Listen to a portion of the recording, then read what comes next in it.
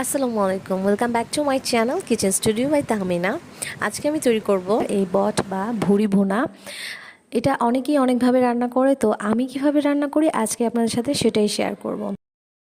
প্রথমেই কিন্তু আমি ভুড়িগুলোকে ভালো মতো ধুয়ে নিয়েছি। এখন আমি এটাকে গরম পানি দিয়ে হলুদ দিয়ে সেদ্ধ করে নেব। তো এখানে আমি একটা প্যানের মধ্যে সবগুলো ভুড়ি একসাথে নিয়ে নিয়েছি, আর এখানে প্রায় 2 কেজির মতো ভুড়ি আছে। এটা রান্না করার পরে কিন্তু 1.5 কেজি পরিমাণ হয়ে যাবে। তো পানি অ্যাড করে দিচ্ছি, পানি দিয়ে তারপরে এর মধ্যে হলুদ গুঁড়া দিয়ে আমি এটাকে সেদ্ধ করে নেব। যেহেতু আমি এটাকে সেদ্ধ করব, এই জন্য কিন্তু পানির পরিমাণটা বলছি না, জাস্ট অল্প কিছু পানি দিয়ে একটু হলুদ দিয়ে এটাকে আমি সেদ্ধ করে নেব।